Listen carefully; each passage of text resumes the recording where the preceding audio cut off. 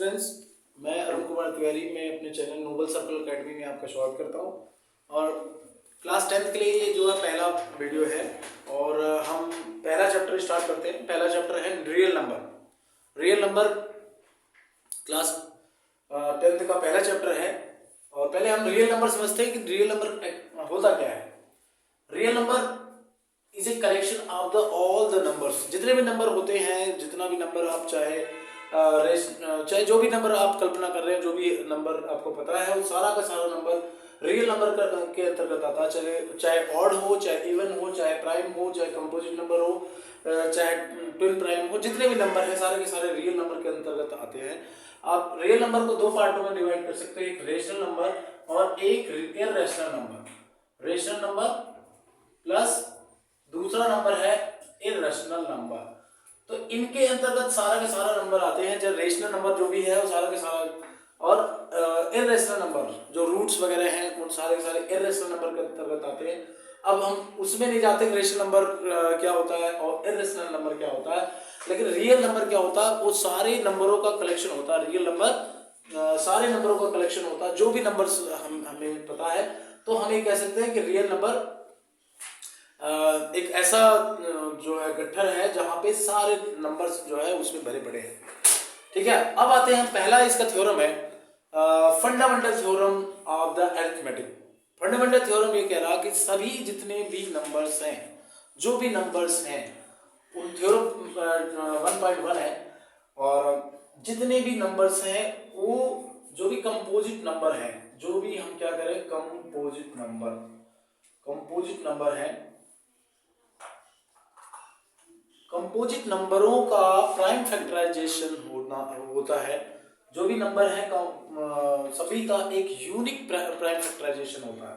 एक यूनिक क्या होता है, एक प्राइम फैक्टराइजेशन होता है। यूनिक प्राइम फैक्टराइजेशन होता है। एक यूनिक प्राइम फैक्टराइजेशन होता है। और यूनिक प्राइम फैक्टराइजेशन का केवल ऑर्डर बदल सकता है, बाकी सारा वही होता है, एक यूनिक होता है। इसी को क्या करें fundamental theorem of the arithmetic. जैसे कि मान लो हम इससे भी बुक से भी हम देखते हैं कि every composite number can be expressed as a product of primes. सभी भी जितने भी कंपोजिट नंबर हैं उनको एक प्राइम नंबर्स के प्रोडक्ट के रूप में उसे एक्सप्रेस किया जा सकता है। और ये जो फैक्टराइजेशन है वो यूनिक है।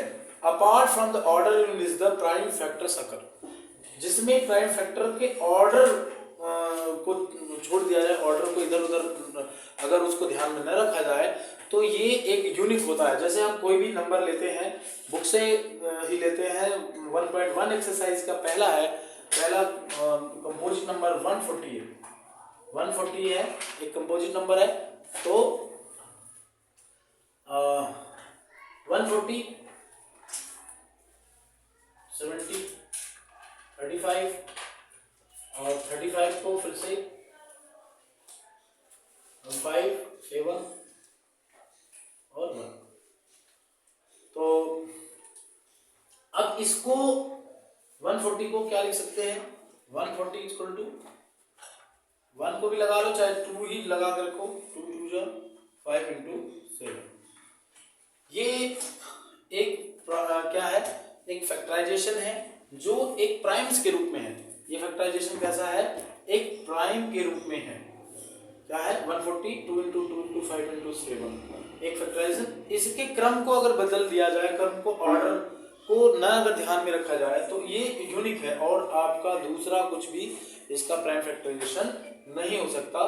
तो इसी को हम क्या कहते हैं, इसी को कहते हैं हम फंडामेंटल थ्योरम ऑफ अरिथमेटिक। जैसे हम एक एक वर्ड पे जाते हैं, every composite number can be expressed. तो ये कौन सा नंबर है, एक कंपोजिट नंबर है।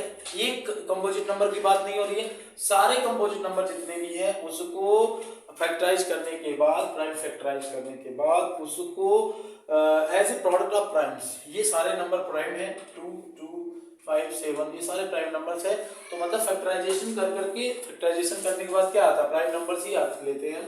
तो उसको एक प्राइम फैक्टराइजेशन के रूप में उसको लिखा जा सकता है और ये फैक्टराइजेशन क्या होता है, यूनिक है, इसके अलावा दूसरा नहीं हो सकता, क्योंकि इसका फैक्टराइजेशन यूनिक है, इसलिए इसका जो नंबर्स हैं वो भी, ये भी एक यूनिक होंगे।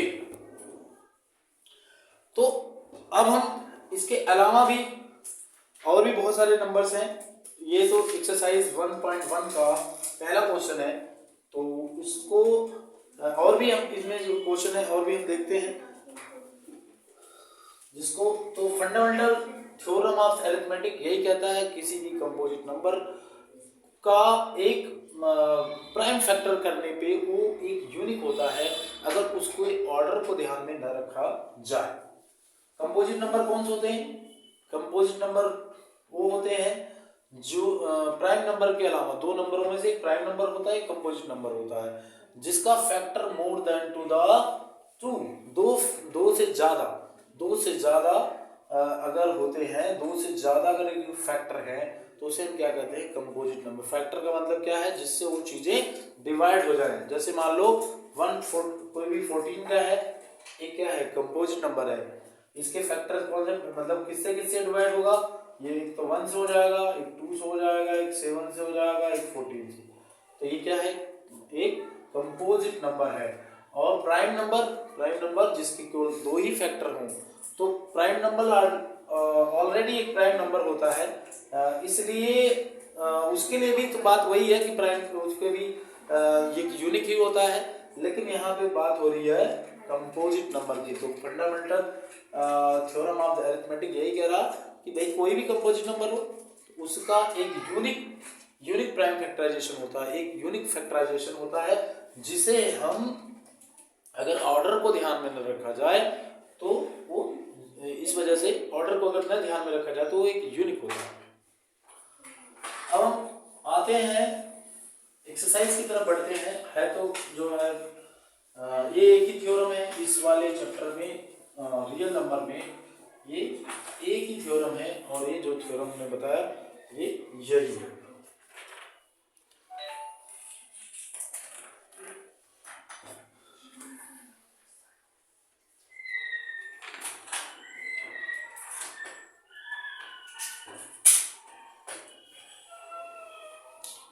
अब देखो इसमें एक्सरसाइज 1.1 का पहला क्वेश्चन है।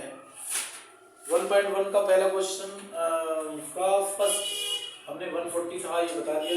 इसी ढंग से एक आधा और एग्जाम्पल लेते हैं, जैसे 141 कुछ और बड़ा लेते हैं, जैसे हम ले लेते हैं फिफ्थ का। फिफ्थ बाकी आपके लिए करने के लिए है, और अब ये दो मैं बता रहा हूँ 7429। तो अगर 7429 का हम प्राइम फैक्टराइजेशन करें तो अच्छा, प्राइम फैक्टराइजेशन करने के लिए एक दिक्कत आती है कि हम किस ढंग से डिविजिबिलिटी चेक करें। तो डिविजिबिलिटी के लिए हमने पहले से ही इसको वीडियो बना रखी है, तो आप चेक कर सकते हैं कि डिविजिबिलिटी हम कैसे निकालें। तो जैसे अब लास्ट में 9 है, तो लास्ट में जब अब 9 है तो हम कैसे इसको समझें कि इसके लास्ट में क्या आ सकता है, कैसे जो है हम इसका फैक्टराइजेशन करें। तो देखो 2 से तो डिविजिबल होना नहीं है। 3 को चेक करने के लिए क्या करेंगे? 7 + 4 + 2 + 9 रिजल्ट से करेंगे, और ये कितना हो गया? 7 और 4 11 11 2 13 13 और 9 कितना हो गया? 22 जो है 3 से जाएगा नहीं, 5 से जाने वाला नहीं है, और 5 के बाद क्योंकि 0 5 होना चाहिए, 6 हो नहीं सकता क्योंकि 2 और 3 से जब जा नहीं रहा तो 6 होगा नहीं। अब 7 को भी चेक कर लेते हैं। 7 बन जा 7 6 42 और 7 से भी नहीं जा रहा। अब 7 का तो डायरेक्ट हमें डिवाइड ही करना पड़ता, 8 भी नहीं जाए क्योंकि 2 होता नहीं है, 4 होता नहीं है, और 6 के लिए होगा नहीं। तो अब हमें इसको देखना पड़ेगा 11 से। 11 के लिए क्या होता है? 11 को एक पहला और एक ये दोनों दो नंबर है, इसको जो है हम देखेंगे। तो इसे बताया था कि कट लगाओ, पहले कट ए से कट, फिर एक अगला छोड़ के फिर दूसरे कट लगाओ और इसे टिक करो, या इसे कहते हैं कि मतलब 11 की डिविजिबिलिटी के लिए कि पहला जो नंबर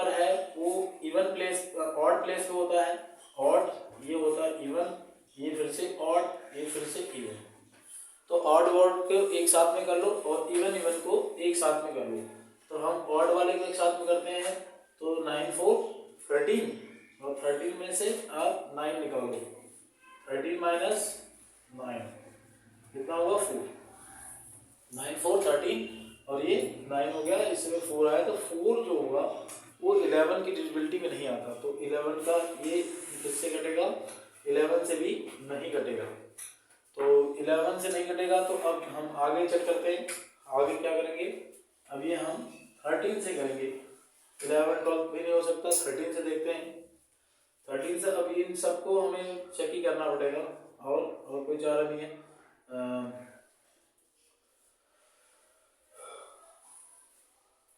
13 5 जा 65, अब ये 14 और 14 में से 5 निकालो, 9 9 और एक उतारोगे 2,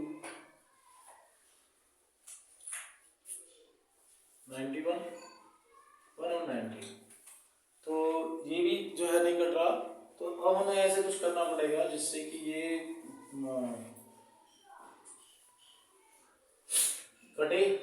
7 4 2 9, 7 4 2 9 को और आगे ले जाएंगे, 13 हो गया, 15 से जाएगी नहीं, 17 से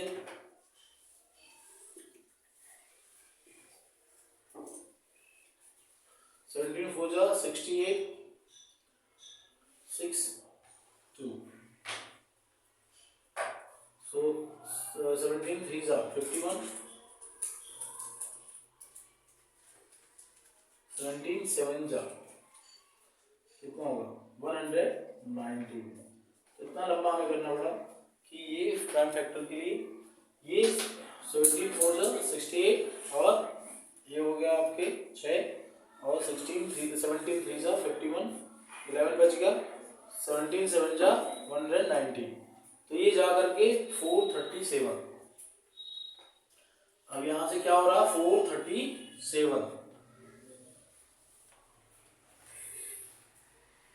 74 29 का, अब ये 17 437, तो बाकी सबको डिवाइड ही करना पड़ेगा, 11 तक की डिविजिबिलिटी चेक कर सकते हैं, 11 12 13, अगर 12 का है जैसे तो 2 और 6 को, 12 का हमें डिविजिबिलिटी के लिए क्या करना होगा 2 और 6, इनमें से कोई एक 6 का तो नहीं कट रहा तो 2 से भी नहीं कटेगा, 13 हमें डिवाइड ही करना पड़ेगा, 14 है तो 2 और 7 का हम चेक करते हैं, 2 और 7 से नहीं कट रहा नहीं कटेगा, 15 है 3 और 5 तो 3 और 5 से दोनों से चेक किया हमने तो नहीं कटा, 16 तो वैसे भी नहीं कटना, 16 क्योंकि 2 और 8 के लिए है, तो अब इसलिए अब लास्ट में क्या होगा ये 17 से कटा।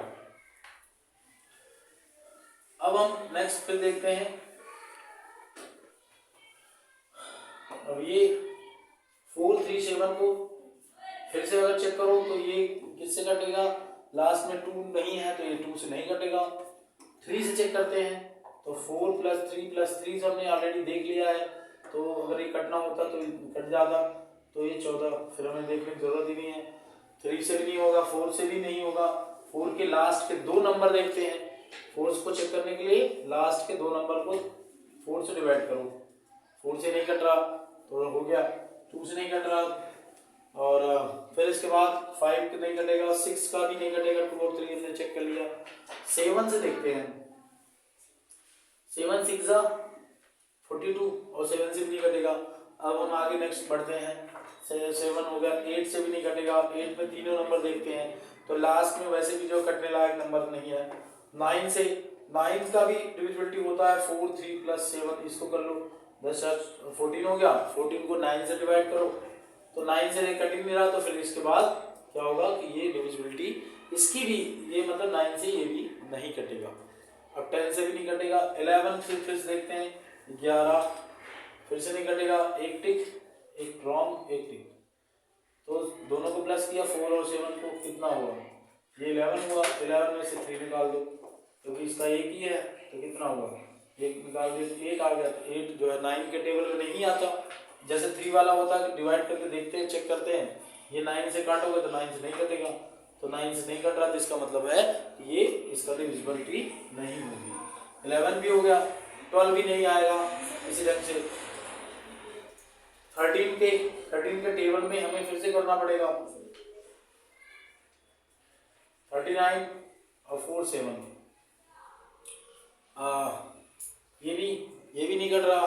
14 देखते हैं, 14 से भी नहीं होगा, 15 भी नहीं होगा, 16 भी नहीं होगा, 17 से फिर से हम चेक करते हैं क्या ये कट रहा।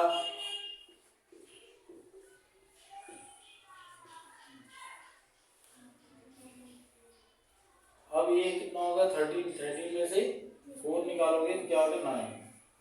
13 में से 4 निकालोगे तो ये नहीं होगा 9, तो 17 नहीं कटेगा, ये भी नहीं कटा। 17 18 अब 19 से हम देखते हैं, 19 से 19 से 19 38 अभी कितना होगा 19 17 डबल लंबा है। 19 से हो गया, अब इधर आ गया 23, ये 23 हो गया, 1 आ गया। तो ये इसके जो प्राइम फैक्टर हुए, ये कितना हो गया 74 29 के कितना होगा 17 इंटू 19 इंटू 23। तो ये एक अकेला ही है, इसके अलावा कोई भी दूसरा नहीं है। अगर ऑर्डर को बदल दिया जाए तब आप, अगर ऑर्डर को ध्यान में रख रहे हो तब तो ये बदल गया है, नहीं तो ये बिल्कुल यूनिक ही है और इसका कोई भी दूसरा कुछ नहीं हो सकता, क्योंकि इसके लिए दूसरा कोई नंबर नहीं हो सकते। तो इस ढंग से ये arithmetic fundamental theorem of the arithmetic पे ये पहला जो क्वेश्चन था, पहले एक्सरसाइज का फर्स्ट क्वेश्चन है। इसी ढंग से 156 का है सेकंड, ये तो इजियर है 156 का, और 3825 का भी दूसरा थर्ड है, ये आप खुद करना, और चौथा है ये 5005 का है। ये दो इस ढंग से हमने समझाया। और अब मैं सेकंड क्वेश्चन है इसका, उसके आधार पे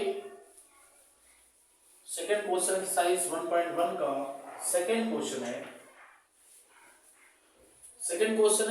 क्वेश्चन ये कह रहा है कि find the LCM and HCF of the following pairs of integers. कुछ पेयर्स दे रखे हैं, जैसे पहला पेयर है 26 एंड 91। 26 और 91 का एक पेयर दे रखा है और ये कह रहा है वेरीफाई करो LCM into HCF product of the two numbers. तो ये एक फॉर्मूला है LCM into HCF. LCM into HCF बराबर product of two numbers. Product of two numbers, LCM into HCF बराबर प्रोडक्ट ऑफ टू नंबर्स। तो LCM हम एक number दिया हुआ है, मतलब इसमें कह रहा है कि find the LCM and HCF, हमें ये वेरीफाई करना है। हमें ये वेरीफाई करना है कि अगर दो नंबर्स हैं उनके एलसीएम और एचसीएफ क्या होते हैं, उनके प्रोडक्ट के बराबर होते हैं। तो हम इसका एलसीएम करते हैं 26 और 91 का। पहले हम एलसीएम कर लेते हैं। एलसीएम हम 2 से ले जाएंगे पहले 13, और 2 से ये भी जाएगा। अब 3 से जाएगा, नहीं जाएगा। 4 से 5 से कोई नहीं जा रहा। अब हम कौन से करेंगे 7 से ले जाएंगे, 7 से जाएगा 30, 7 से 7 और 7 3 से 21। तो ये 13 का फिर हो जाएगा 1 और 1। तो एलसीएम क्या हो गया, एलसीएम बराबर 2 इंटू 7 इंटू 13 और 23 91 और 2 191, 91 2 और 90 180। और इसका एचसीएफ हम निकालेंगे। एलसीएम है एचसीएफ 26 और एचसीएफ 230 और 30। 91 का हम 7 से निकालेंगे, 7 से छोटा होगा, 7 और 7 3 जा 21 13 1। तो अब 26 इक्वल टू 2 इंटू 13 91 का 7 इंटू 13, इसमें 13 कॉमन है, तो HCF क्या हो गया, HCF बराबर 13, HCF कितना हो गया, 13 हो गया। तो अब इसको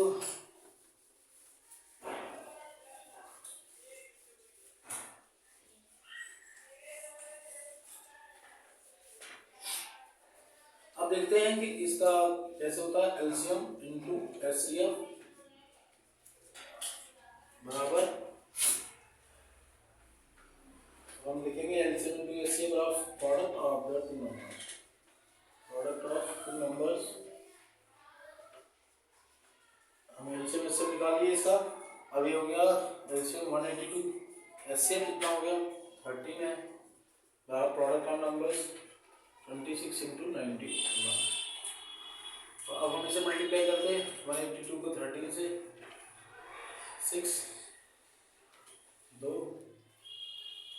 और ये 5 2 8 और 6 6 2 3 6 6 2 3 6 6 इक्वल टू 91 इंटू 26, 6 1 जा 6 54 और 2 182 6 6।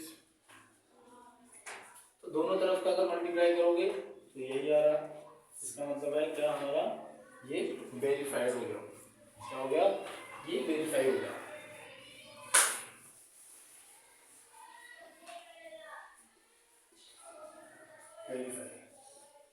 तो हम पहले एलसीएम एचसीएफ निकाल के इसे देख लेंगे और इसके बाद हम इसी में, ये फॉर्मूला होता है एलसीएम इंटू एचसीएफ बराबर प्रोडक्ट ऑफ टू नंबर्स। तो इसमें हम केवल एक ही क्वेश्चन सॉल्व नहीं कर सकते, इसमें कम से कम 3-4 टाइप के क्वेश्चन पूछे जाते हैं। हम तीनों चारों टाइप से इस क्वेश्चनों को इससे इस फॉर्मूले से 3-4 क्वेश्चन हम इस टाइप के रख सकते हैं। एलसीएम भी हम निकाल सकते हैं, एचसीएफ भी निकाल सकते हैं, और इनमें से कोई एक नंबर रहेगा तो वो भी हम निकाल सकते हैं, जैसे कि हम इससे बता रहा हूँ।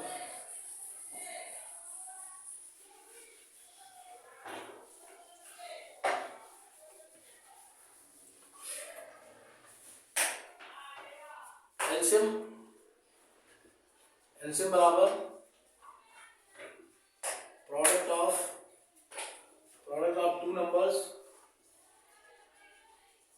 टू नंबर्स अपॉन में एचसीएफ। एक फॉर्मूला हो गया, दूसरा हो गया, एक तो ये हो गया, एक दूसरा हो गया, तीसरा इसका फॉर्मूला है एचसीएफ बराबर प्रोडक्ट ऑफ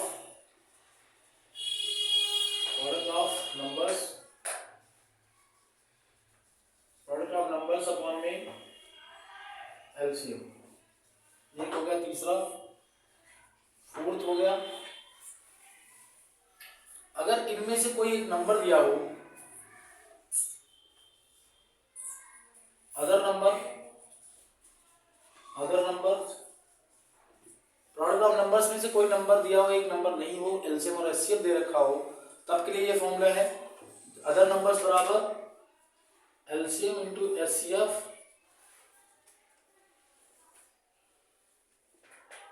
अपॉन में गिवन नंबर। जो भी नंबर दिया हुआ है उससे आप क्या कर सकते हो, इसको जो है निकाल सकते हो। रियल नंबर में 4 जो है फॉर्मूले बना सकते हैं। एलसीएम में तो दिया ही है, हमने प्रूफ करके दिखाया कि भाई एलसीएम और एचसीएफ बराबर क्या होता है, product of the two numbers, दो नंबर्स के प्रोडक्ट होता है। तो एलसीएम निकालने के लिए हमें क्या कर लेंगे, प्रोडक्ट ऑफ टू नंबर्स है और इसमें से एचसीएफ क्या हो गया, नीचे की साइड में आ गया। एचसीएफ जब निकालना हो तो एलसीएम नीचे की साइड में आ गया, और इन दोनों नंबरों में से कोई एक नंबर दिया हुआ है तो दूसरा अदर नंबर्स लिख करके एलसीएम इंटू एचसीएफ फॉर्मूला जो भी नंबर दिया हुआ है उसको हम नीचे लिख सकते हैं। तो ये इसमें से 4 जो नंबर है, और दूसरे क्वेश्चन का पहले हमने जैसे करवाया तो वैसे 2 और भी क्वेश्चंस हैं, इनकी इसी ढंग से आप जो है बाकी 2 क्वेश्चन और भी कर सकते हैं। और अब इसमें फाइंड द थर्ड क्वेश्चन है, find the LCM and HCF of the following integers by applying the prime factorisation method. तो 3 नंबर हैं एचसीएफ और एलसीएम निकालने के लिए, 3 नंबरों वालों को भी, जैसे 2 नंबर है तो 3 नंबर का इधर से फैक्टराइज करके हम जो देखते हैं, इसको पहला देख लेते हैं। फर्स्ट नंबर है पहला क्वेश्चन देख लेते हैं। 3 नंबर्स का हम किस ढंग से एलसीएम निकाल देंगे। तो जैसे 2 का निकालना होता है वैसे 3 का भी निकालो। ठीक है, 3 का जैसे हमने फर्स्ट कर रहा हूँ, एलसीएम निकाल रहा हूँ मैं। एलसीएम दिया हुआ क्या है 12, 15 और 15, 12, 15 और 21, 12, 15 एंड 21 का एलसीएम में निकालना है। तो अब हम 2 से ले जाएंगे, 2 6 जा 12, 2 15, 2 3 जा 6, 15, 21, 3 से हम ले जाएंगे 3 1 जा 3, 3 5 जा 15, 3 7 जा 21, 5 से ले जाएंगे। ये सीरियल से होता है, 2 पहले, फिर 3 से, फिर 5 से, फिर नेक्स्ट है 7 से, 1 और 7 रह गया। तो ये 1 इंटू 1 इंटू 1 एलसीएम बराबर 2 इंटू 2 इंटू 3 इंटू 5 इंटू 7।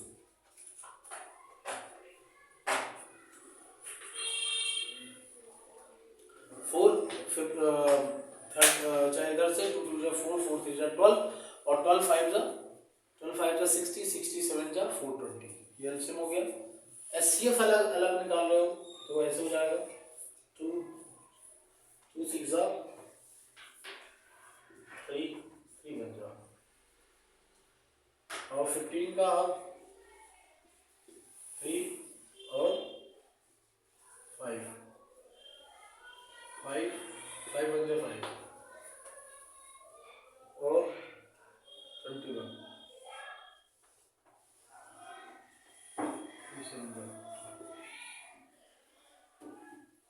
तो बराबर 2 इंटू 2 इंटू 3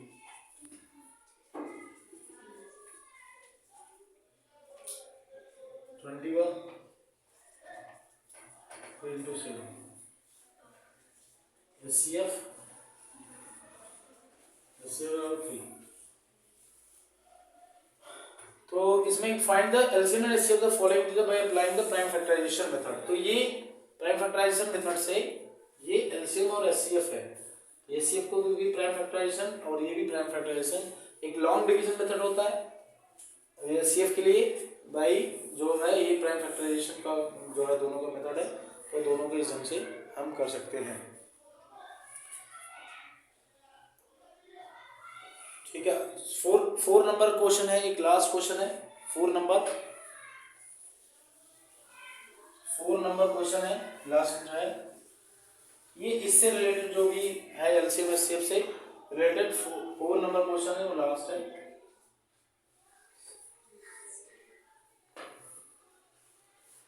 एचसीएफ दे रखा है, एचसीएफ 2 नंबर्स हैं 306 और 657 का